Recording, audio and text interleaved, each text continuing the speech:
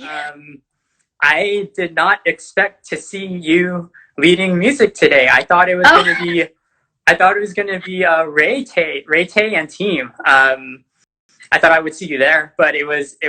What do you guys call yourself? The Jodjana family? Is that what you guys called yourself? That was all my dad. Yeah, that's cool. I was actually wondering how he was going to introduce you. Introduce you one-on-one, but he just introduced you as a family, which is cool. Yeah, it was appropriate. So why don't you? Can you just tell me like how that happened, and maybe some of the process behind how you guys made it work? Yeah. Well, so I think Ray Tay actually messaged me a couple of weeks back, and he was like, hey, I think this was when he first started doing the Worship from Home series, and he was like, hey, do you think you and your dad would want to help like lead a set for one of these weeks? And he had it scheduled at the end of the month. So yeah, I asked my dad, and he was pretty on board with it. So yeah, that's kind of how it started. And then it was just, we tried to get it shot during the day, but all three of us were pretty busy and just different things. So we ended up shooting it like at night. Oh, okay. Yeah, but that's pretty much how it is. It's just a simple request from Ray. So. And I'm glad you guys did it. I thought it was cool that that all three of you did it. It was you, your dad, and your brother, and you guys had multiple cameras. That was nice. How did you do that? There was one like on your keyboard where I was like, oh, nice angle. Yeah. So how did you guys make that happen? Yeah, so basically we just had a phone on a tripod for like the main pan out view, and then we got a GoPro like several years back, and we haven't really had too many opportunities to use it. So it was actually my idea. I was like, well, if you want different angles, or initially I thought maybe we could shoot the whole thing on the GoPro if you want because it's a wide angle lens. So if you want to make things easier, and then he ended up just taking it and, just using it as kind of like a second angle camera. So that was fun. Yeah, no, it was so weird because every time it played, I would see it shake. I was like, oh. Like you're gonna knock it off, you mean? Yeah. Nice. Well, I don't know. I thought it was a good like thing to have. Like I thought it was nice to have something different.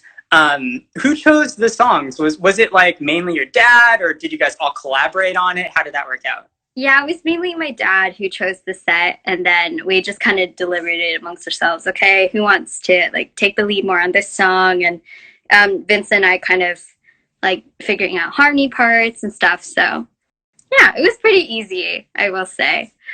Yeah, I think you guys have been playing for a long time. Obviously, being together as a family, that helps, right? So you guys are already cohesive. You guys are already gelling, meshing together. Was it weird to play like in front of a camera? I think for me, I was okay just because I've done it in other places, and it's kind of something I'm used to. Yeah. I think for the other two, I think Dad just like mainly wanted to like focus on worshiping, so I don't think he minded as much. I think Vincent might have been a little bit more self-conscious, but I think overall it was okay. Like it's not like it was all up in our face. So we were fine. Like it was a pretty good distance away. Yeah, I thought it was great. You guys did wonderful, and I think it was cool how you did like actually. Yeah, you did have harmonies. You did have parts or like solo parts here and there. So it was a nice variety, I think, but still having that like worshipful attitude. I guess like what you're saying. Yeah, I think it's good. So you said that you've done this before. Are you talking about like for your job or for school? What do you mean? Well, so at like some of the other churches that I've played at, they will normally live stream their services. So yeah, whether it's like sometimes there'll be cameras who are closer, and so they'll kind of get like closer shots of my fingers or something while I'm playing. But yeah, so that's why. Not really nice. At school for anything. Yeah. Mm-hmm. How has like this entire COVID process like affected when you're leading out other churches, or school or even, I guess, your teaching career? Yeah. Well, in terms of for like playing at other churches, it's just kind of, I guess it's weird because we're not like live, like similar like how when like FCBC does their stuff and prepares everything ahead of time, it's not like live, but we have to act and play as if it's live. So I guess that's the only thing. It's just like different times we have to kind of get in the zone as if people were there, but people are not there. And then in terms of teaching, yeah, everything's basically gone virtual for me as well for the most part, even my group lessons. So yeah, it's just kind of weird. I think I really thrive off of that in-person interaction.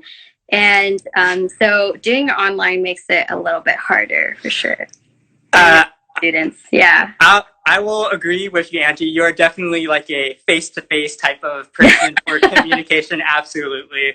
But I mean, I guess, yeah, it's good that you're still able to do, I guess, teaching, like, I guess, remotely, I guess, you know? I'm assuming that you prefer it in person. Do you anticipate continuing online lessons, like, when this is all over? Like, would you offer that, or did you already offer it anyways? I did not. When I was working under like a different school, they did offer it, but because with like my school schedule and everything, it kind of made it difficult to arrange for that time. So for leading up to this point, all of my lessons have always been in person. I don't think it's ideal. I do see the appeal in that it's like way more flexible. But I'm personally not a super big fan, but I can see that it works. It's not, yeah, like I said, I guess it's just not ideal, but I guess it does work. So I mean, it sounds like it works because you're making it work and you're a good teacher, so you're able to make it work. But yeah, I can hear you on that. Yeah, I can hear you that it's totally not ideal.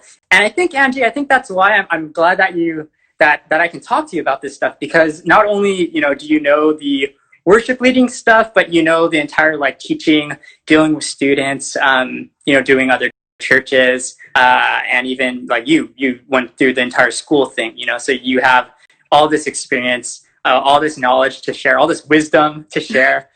What would you like to share with our audience, the people that are listening? Just any like general encouragement in terms of worshiping from home, or maybe words to fellow worship leaders about trying to do this whole online thing? What would you have to say? Yeah, I think it's definitely important, and I think it's such a good way to bring the family together. I think a lot of people undermine just how significant worship is to, I guess, the spiritual aspect of the home, and how singing together it's kind of a weird thing because people get so self-conscious about it, and it's like, oh, if I'm not a good singer, I don't need to be singing. And I think really just like encouraging it in the home, and for it to really be a thing, and for worship leaders who are kind of going back and forth on whether it's worth it to either record from home or doing like a separate recording like at church.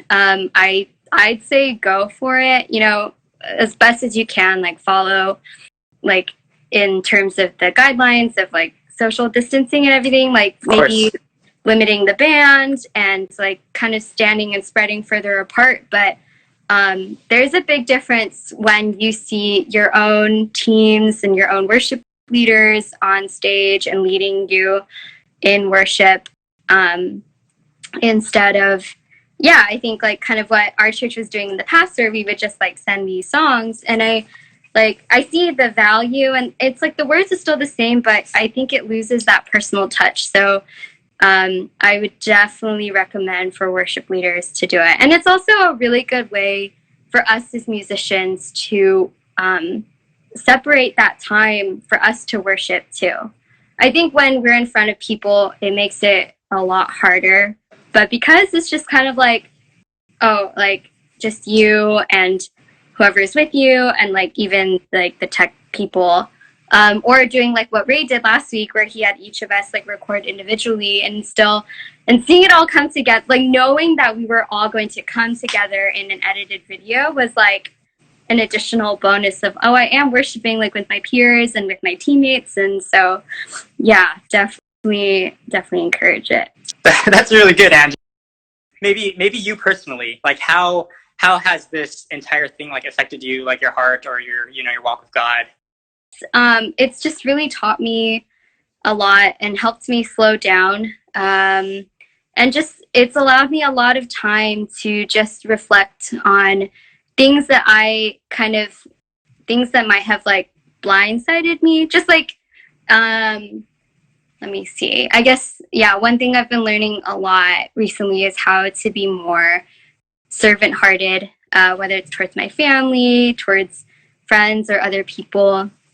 And yeah, I think I've been learning a lot, and I'm still processing a lot of the things, and like just praying about, just those things that God is teaching me, and that He, clearly wants me to change and to do a work in me in that way. And so, I think it's this quarantine has been really refreshing for me. I know it's been so hard for some. Like, our family kind of sees the other side of it too, where it is difficult and it is stressful. But I think I really see it as a time of blessing, and just like allowing myself to be refreshed in the Lord and in His Word. So yeah, man, that's so good, Angie. Thank you so much for sharing with us here today. Yeah.